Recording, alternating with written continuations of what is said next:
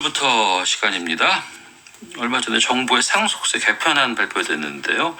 이 내용 좀 알아보도록 하겠습니다. 김예희 회계사 나오셨습니다. 어서 오세요. 네, 안녕하세요.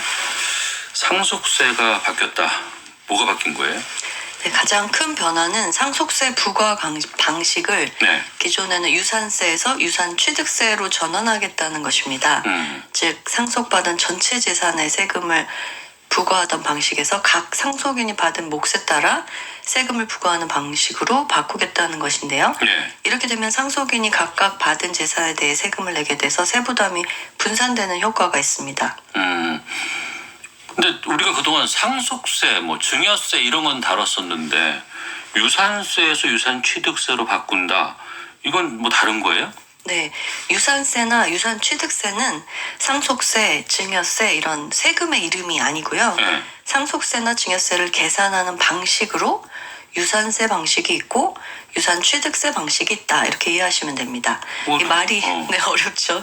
어려우니까 제가 사례를 들어서 이 개편안의 취지를 먼저 설명드려 볼게요.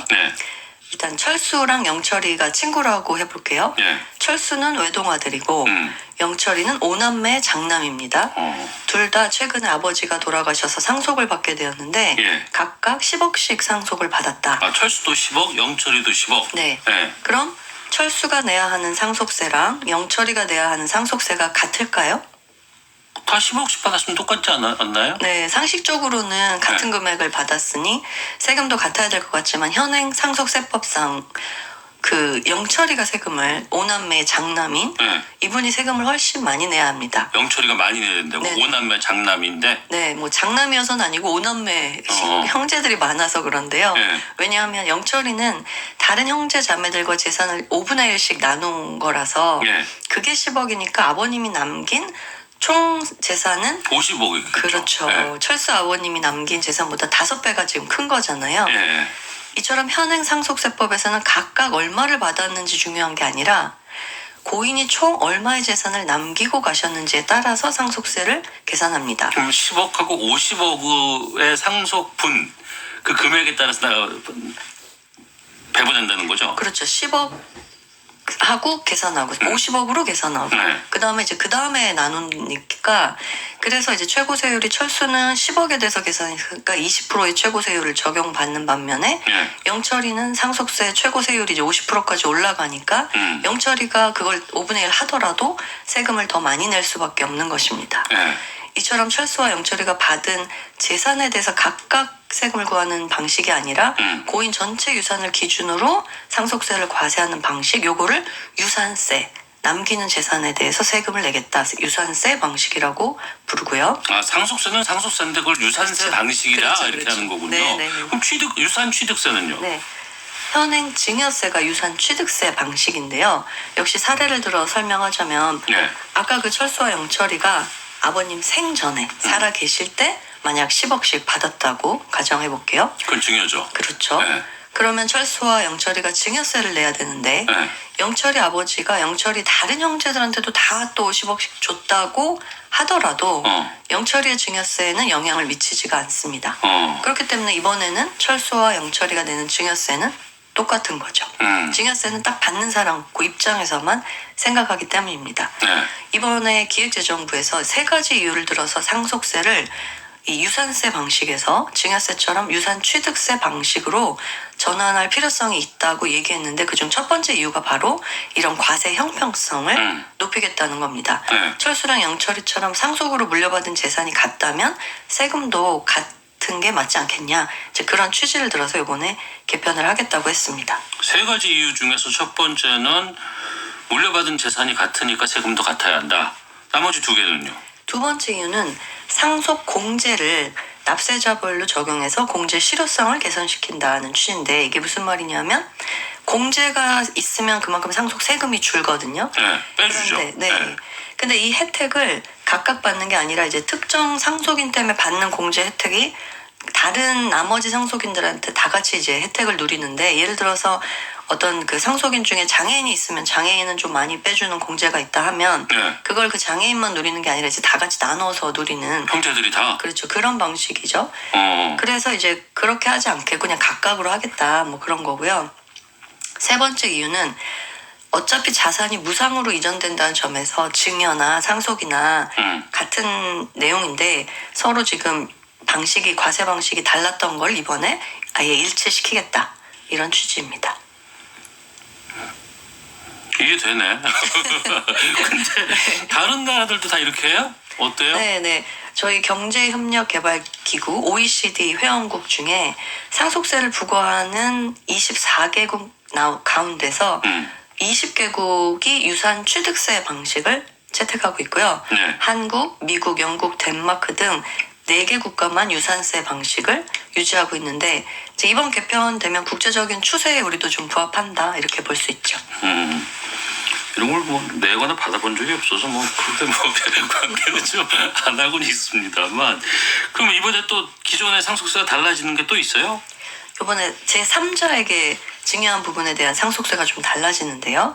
현행 기준으로는 고인이 남기고자 간 가족들한테 남기고 간 재산 외에도 만약에 네. 살아계실 때 네. 상속인의 자녀나 배우자에게 증여한 재산은 물론이고 사망 5년 이내 제3자, 그러니까 가족 아닌 제3자에게 증여한 재산도 합산해서 상속세를 계산했어요. 예. 그러다 보니 고인에게 만약 거액을 받은 제3자가 자기가 내야 될 상속세까지도 그가 받은 거에 대한 상속세분도 남은 가족들이 내야 하는 불합리한 면이 있었습니다. 예. 하지만 유산 취득세 방식으로 바뀌게 되면 자신이 받은 재산에 대한 상속세만 내면 되기 때문에 이렇게 억울한 일은 발생하지 않을 것으로 보입니다. 그러니까 돌아가신 분의 재산을 누군가가 받았어요. 근데 그 사람이 상속세를 안 내. 그럼 가족들이 그걸 내야 되는 건가요? 네, 현행 유산세 방식에서는 네. 상속인들에게 연대 납세 의무를 부과하고 있는데 그 의미가 누구라도 안 낸 세금이 있으면 나머지 상속인들이 이를 무조건 내야 한다는 뜻이거든요. 예. 하지만 앞으로 유산 취득세 방식으로 바뀌면 이런 일은 사라집니다. 그럼 안 낸 사람은 안 낸 대로 끝나는 거네 그러면? 그렇죠. 그 사람한테 계속 찾아가서 받던가 해야겠죠. 받아야 되는데 이런 건. 네. 알겠습니다. 그러면 지금과 뭐 내야 할 세금이 지금하고 어떻게 달라지냐 싶은데 좀 많이 줄으나 봐, 유산 취득세로 하게 되면. 근데 전반적으로는 상속세를 좀 줄이는 방향으로 이번 개편 방향을 잡고 있기 때문에 네. 전체적인 상속세는 줄어들 것으로 보고 있습니다. 하지만 얼마나 줄어드는지는 개인이 처한 상황에 따라 달라질 텐데요. 네. 자녀가 많을수록 전체적인 세금이 많이 줄어들 것으로 보입니다. 이를 이해하기 위해서 상속 공제의 변화를 좀 살펴볼 필요가 있겠습니다. 공제 변화는 어떤 변화가 있는 거예요? 일단 자녀 기준으로 설명드리면 자녀 입장에서는 기존에 자녀가 1명이든 뭐 6명이든 동일하게 전체 재산에 대해서 한 5억 원 정도 공제를 해주었거든요. 이걸 일괄 공제라고 해서 5억 원을 공제해 주었는데 네. 개편안에 따르면 이제는 자녀 1명당 5억 원이 공제해주게 됩니다. 그러니까 앞서 말씀한 철수는 5억 원, 영철이는 그게 자녀가 많아도 5명이니까 그래도 5억 원이었지만 이제 앞으로는 한 명씩 각각 5억씩 공제를 받을 수 있는 거죠. 그럼 거기는 25억이 공제가 되네요. 그렇죠. 예를 들어 10억 원을 자녀 2명이 나누어 받게 되면 예전에는 5억에 대해서 공제받고 5억에 대한 상속세만 내면 되고요. 네. 근데 이제 앞으로는 상속세 없이 만약에 자녀 둘이 각각 5억씩 그냥 나누어 가질 수도 있는 거죠. 여기에 뭐냐게 추가로 그 재산을 받는 상속인이 미성년자거나 장애인이거나 아주 나이가 많거나 하면 공제를 또 추가로 받을 수도 있게 되거든요. 예. 그 대신에 형제가 상속을 받는 경우에는 오히려 불리해졌습니다. 자녀도 없고 배우자도 없고 뭐 부모 조부모도 없는 경우에는 이제 상속이 형제자매한테 가거든요. 네. 이 경우에도 원래는 5억을 공제해 줬는데 이번 개편안에서는 형제는 2억 원만 공제해 주겠다고 했습니다. 피상속인과의 관계를 고려해서 그 공제액의 차등을 좀 두겠다는 취지입니다. 형제는 공제 별로 안 해줄 거야 이렇게 한 거네요 지금. 그렇죠.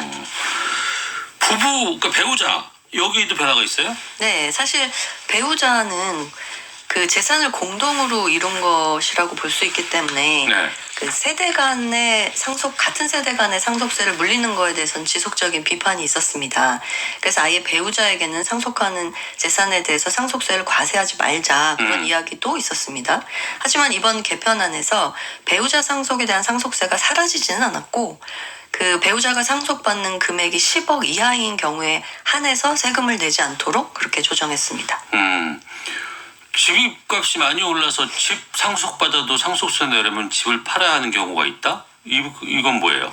이제 뭐 시세가 20억 원인 주택을 배우자와 두 자녀에게 상속할 경우 세금 부담이 어떻게 되냐면 뭐 단순해서 상속세를 계산하면 한 1억 4천만 원 정도 상속세가 발생을 하거든요. 근데 이제 이번 개편안에 따르면은 배우자가 10억 원을 상속받는다는 가정하에 20억 집 한 채 정도는 상속세가 없도록 그렇게 개편안이 나온 거고요. 만약에 배우자와 자녀가 법정 상속 지분대로 나누어 가지게 된다. 그렇게 하면 배우자는 상속세 낼 필요 없고 각각 본다고 했으니까 자녀들은 각각 한 700만 원씩만 상속세를 내면 되기 때문에 네. 기존에 뭐 1억 이상 그 줄어든 셈이 됩니다. 상속 받는 분들이 많이 유리해지는 거네요. 그렇죠.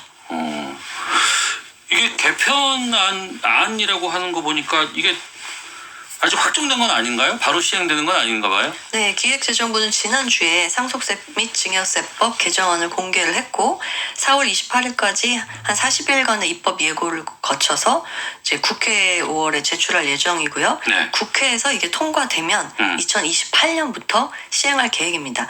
그 사이에 뭐 과세 시스템 정비도 해야 되고 하니까 그런 걸 고려한 일정이라고 설명하고 있습니다. 끝으로 좀 알아야 될 사항이 있다면 좀 알려주세요. 이 상속세 제도는 개인의 재산과 가족 구성에 따라 크게 달라질 수 있기 때문에 꼭 전문가랑 상담하셔서 정확한 정보를 얻는 것이 중요합니다.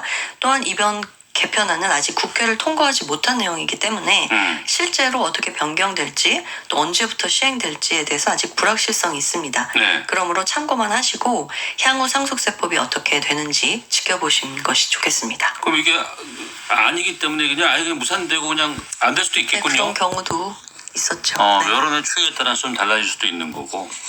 그 뉴스 보면 다 확정된 것처럼 얘기를 해주고 그러니까. 보통은 개정안이 많이 확정이 되는데. 알겠습니다. 자, 은퇴설교 오늘부터 김예희 회계사와 함께했습니다. 고맙습니다. 네, 감사합니다.